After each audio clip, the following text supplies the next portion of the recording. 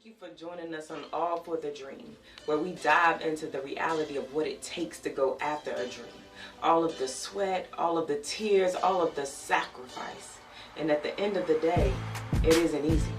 But is it worth it? I'm your host, Nakesha Rice, and remember, no dream is too big.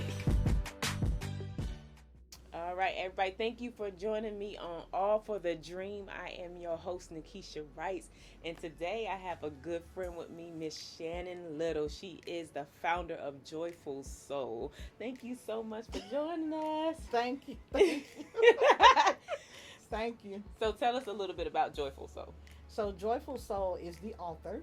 Joyful Soul Treasures Incorporated is the actual business, the brand. Mm-hmm. I founded that basically like in my basement, and and it was just like, I was going through a lot, so I wanted to kind of pour into other people. Mm-hmm. So I made this actual business and went from there. Oh, well, a lot of things start in the basement, girl. So ain't nothing wrong with that. So what are some of the actual things, projects that you dive into with the Joyful Soul? Okay, so with the Joyful Soul Treasures, one of the things that I dive into mostly is advocacy work and my writing.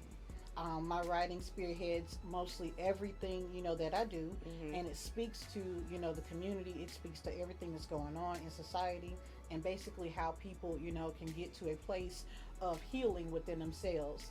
So with that, one of the things that I am doing right now is the HIV and AIDS awareness walk that has been postponed due to COVID-19.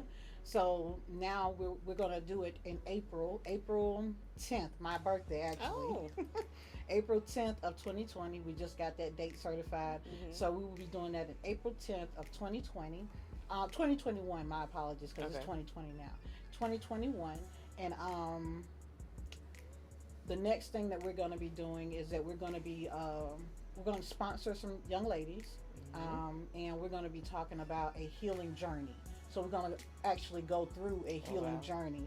That's going to be our next project, and that's going to be one of the best things that I can do for them. And it's going to be into a school. So we're going to do it, whenever they, get back to a normalcy, to where they're able to mix and mingle. We're going to get to a place of being able to do that type of work again. Okay, that's what's up. Like, always pouring into the youth. Like, I know we're part of Save the Arts TV, Save the Arts Film, Save the Arts Foundation, and you know the youth is one of the biggest things. And I mean, writing is an art. I mean, that is definitely an art. You are one of the best writers I know. Okay, then you don't know that many people yet, girl. But no, I know a lot, and I can truly say, not only do you walk the walk, you talk the talk, and that's what I mean by one of the best writers that I know. Because there are a lot of people who can write, but they can't talk that talk yet. They can write it in a book, but they're not there to where they can act it as well. Well, thank you. So let me tell y'all how I met Shannon. So Shannon, I was doing some poetry visuals, and she contacted me and was like, "Who do your little videos?" And I was like, "I do." I mean, she was like, "Well, can you put together something for me?" So we set it up. I filmed it with my little thing that I be using, and like the lights, there's certain lights that cause like a wrinkle in it, and I was like, "Oh, this ain't good, girl. Yeah, we need to do it again." So she met me again. And after we did the filming, she just poured into me. Like, she didn't know what I was going through, what my life entailed, but she just poured into me so much, and it just hit me right on the nail. Everything she was saying was just that. So why do you feel it's so important to pour into others? As I, tell many people, is that if I don't do it, who will? And I don't want to miss an opportunity to be a blessing to someone exactly when they need it. Because some people need a blessing, and you can miss that opportunity all because you think it's not your place. And it's important to even let people know that, hey, I pay attention to you. I pay attention to your actions. I pay attention to your emotions.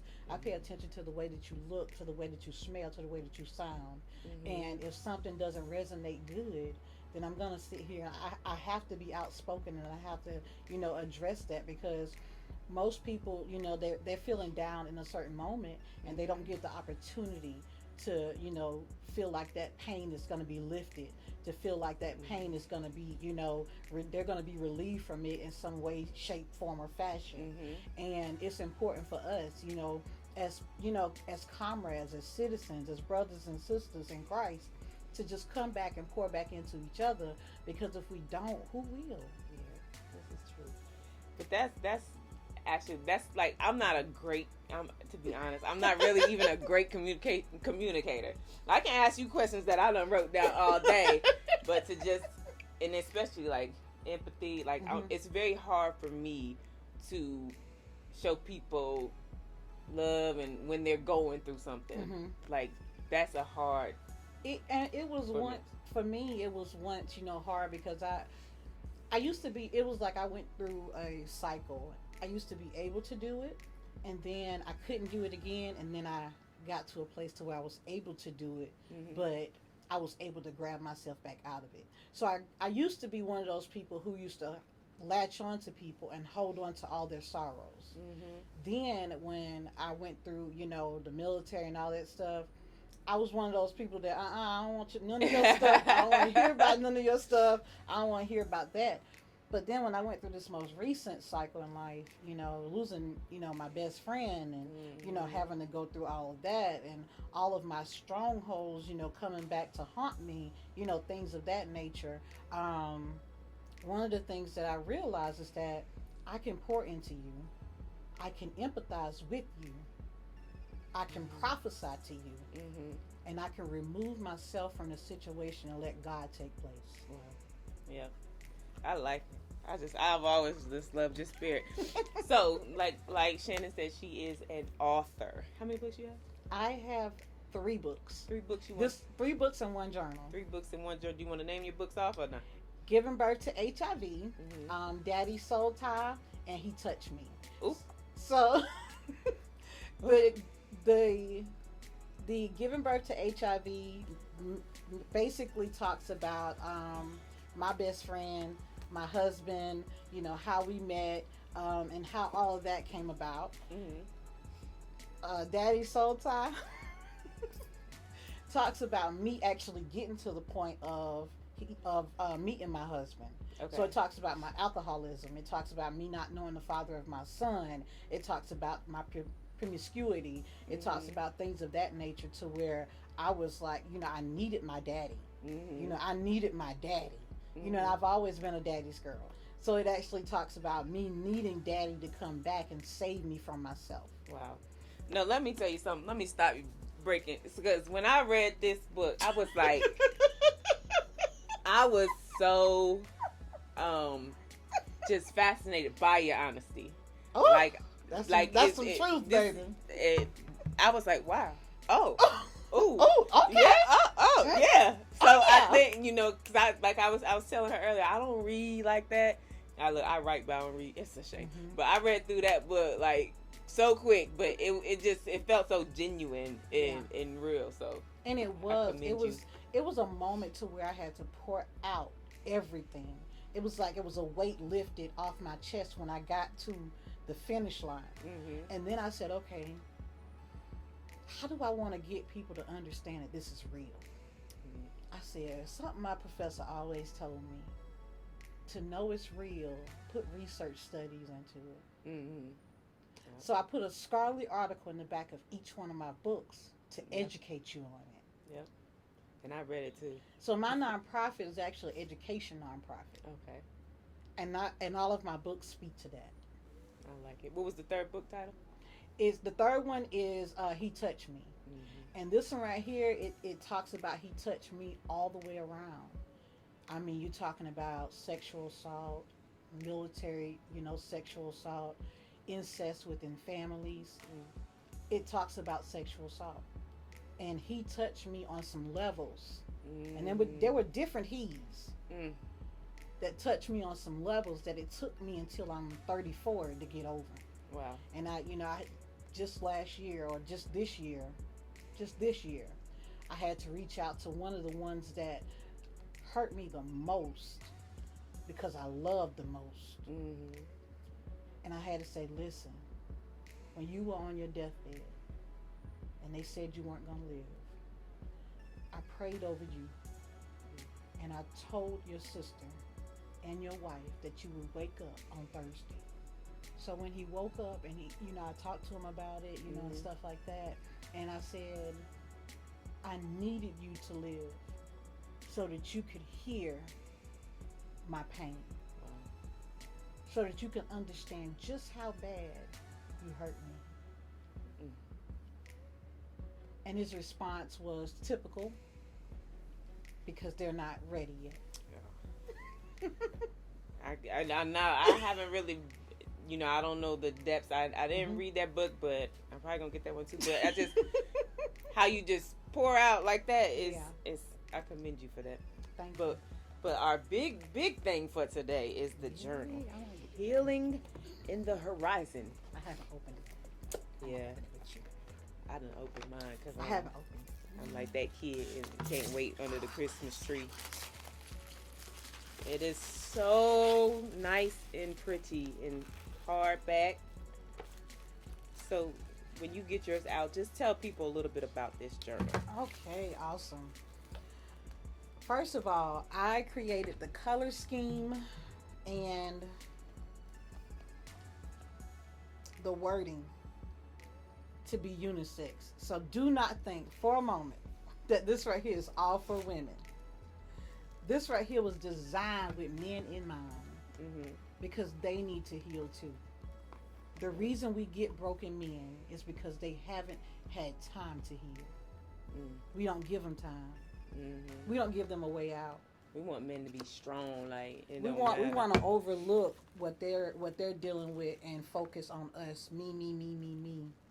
We do that a lot, which is selfish of us, and it causes us, to have damaged households, because we tend to put that on our children too. We tend to put it on our children too. Exactly how we look at our men. Now, in this book, this journal, it's super dope. I love it. Oh my God. Okay, y'all, this is my first time opening it, so my first time opening. Okay, especially the pen. Yes. Especially the pen. And I know men do a lot of writing. Women do a lot of writing. Women are gonna buy the journal anyway. Let's just go ahead and put that out there. They're gonna buy it because it's a journal, and you're talking about manifestation. And one of the biggest things that's happened in the last 10, 15 years is the word manifestation in the feminism world. Manifestation. Put it out there to manifest it. That's been one of the biggest trends. Manifestation. And men haven't gotten there yet, but they're getting there. For 10, 15 years, we've been preaching manifestation. We've had Women Evolve. We've had all those different seminars. We've had all those different things. And this journal will open up so many doors. So many doors to just manifest in yourself and manifest in your healing. And that's the most important attribute that I want people to understand, is that this right here is for your healing. Yes. And take nothing from it. So in the beginning, I talk about on the first page, it's like get into a place of healing opens up the opportunity for self-assessment. That's big, because people don't want to look in the mirror, and they don't want to see their faults, and they want to blame everything they're going through on somebody else. But sometimes you do got to look in the mirror, because you there. And that was the thing. Even throughout my journey, I always went back to self. Okay, so how did I receive this? Did I receive this incorrectly? Do I need to go back to the drawing board? Is there a flaw within me that I can't receive it the right way? And one of the assessments that I took not too long ago, it was a neuropsych exam. And one of the things that, they said, because I was in a head-on collision November 4th of 2019. And part of that was a neuropsych exam that I had to take, to make sure that my cognitive, functions are, up to par. And the examiner came back with the results. And one of the things that they said to me, and I didn't understand it, but right after that, I heard something that I needed to hear. Mm-hmm. They said to me, "Your negative connotation acceptance is very high." In a testing that I did, they saw that I received negative news pretty well. Okay. I received negative things pretty well, but I didn't know how to accept positive. And I said, "Ooh." That's that not accepting that compliment. Mm-hmm. Okay. Yep. And I said, "Huh?" Then something came back to me and says, African American people have not been taught how to live. Mm-hmm. We've been only taught how to survive. Oh wow. Yeah. So all of that coming back to me, I was like, hold on, let me go back to self and see if I and see if I am the cause of why I see things a certain way. Mm-hmm. So self-assessment is very important. Yes. And in this journal, in this journey, because it's gonna be a journey. Wow. Yeah. It's gonna be a journey. In this journey, you're gonna have things that I mean read every aspect of it, because it's gonna speak to you. Mm-hmm. You're gonna get so to where you may be writing a quote on this page, and that's not even a writing page. Mm-hmm. You may be writing something that you're thinking whenever you think about that quote that Joyful Soul said, or that quote that S. Wright said, Mm-hmm. and you're gonna just say, okay, this resonates with me, and this is why. Mm-hmm. Mm-hmm. And it's gonna take you a place to a place of opening up, because it's not, this right here isn't for the faint at heart. Mm-hmm. So if you ain't ready, baby, don't buy it. You're not ready. And our very first chapter is acknowledgement. And you truly have to get to acknowledgement. And one of the things, this is what she said: accepting hardships is the pathway to peace. Mm-hmm. Think about it. Yeah. Instead of dwelling on them. And now I know a big thing is like people tend to feel like that they only are trying to heal from the loss of someone. Like I know I lost my sister last March. Yeah. I was like lost for like a whole year. Mm-hmm. Like I was just going through the motions. Mm-hmm. Like you couldn't. I didn't want to do any of my stuff. I just didn't. I didn't want to go on. But you know, it's not just the loss of someone. There's other ways that people need to heal in their lives. Like you said, with your trauma in the military. Trauma in the military, generational curses. Some people don't even know that they need to heal from generational curses, but they do. Mm-hmm. Generational curses, things that they don't understand, things that they haven't been taught to understand. Mm-hmm. They need to learn how to go back to God and actually heal from those. Mm-hmm. Because you can gain a bias from something that you totally don't understand, and then that puts a weight on you to where you're not able to grow past it.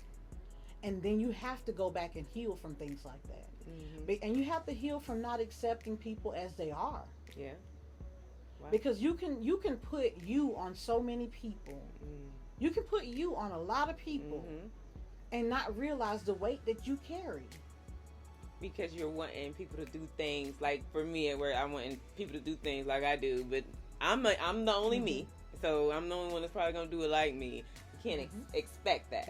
And that's what I had to learn, even in relationships. That's the reason a lot of them fail. We're put in, instead of and let's go to the Jada Pinkett and the entanglement. Let's go to the entanglement. The reason a lot of people fail is because they don't have the Jada and Will relationship. Really think about it. These are two whole people. And they talk about it. You have to be whole with yourself before we can be together. Yeah. You have to love yourself before you can learn to love me. Yeah. I mean, it's not, and you can't misplace that blame. That's exactly what it is. A lot of relationships have misplaced blame. Yeah. And until you get to a place of healing, which my journal will allow you to do. Yes. We'll allow you to do with this wonderful stylus pen with the crystals in there. there. Little blue crystals match my outfit. Yes. Look at that. Look at that. Bam. And until you get to that place, I mean, you won't be able to truly heal. So what would the best advice be that you could give someone that's trying to heal? Don't stop. Don't stop. And actually be ready. Like, seriously, be ready to heal. Be ready to open up. Be ready to admit to your flaws. Be ready to call you on you. Be ready for self-assessment. Mm-hmm. Be ready to shut the world out and really focus on you. Because that's what's needed. When it comes down to healing, there's going to be some things that come your way, but you have to be ready. And stay steadfast. Don't give up. Don't give in. There's some power behind healing. That's why it's not natural. Yeah, I was all in it. And I know I didn't ask this yet, but what actually inspired you to create this journal? Oh, wow. Through writing my books, I didn't have anything to write in. And it was like every book that I was thinking of was in my head. Creating this journal, the inspiration behind this is just the whole Healing in the Horizon journey. The Healing in the Horizon series of books is the most inspirational thing in this world to me. And it inspired me to do this journal, and it's going to be a journey too. This journal simply because it's going to allow others to be able to write their story with no problem. They're going to be able to tell their story to so many people without an issue because it's already going to be written out. And it's going to flow naturally. And that's the biggest inspiration is just this whole Healing in the Horizon series of books. It's poured a lot out of me. It's pulled a lot out. But it's like therapy. It has been. It has been. Yeah. And a lot of people say that I use this as therapy, and it truly is. It has been my therapy. Therapy and kind of like a teaching moment or a... Yes. Well, I mean, you can say teaching moment, but, just... You're not the only one going through this type of moment too. Resource moment. Yeah. I mean, and not only that, and when I think about a resource moment, I think about my children and my children's children.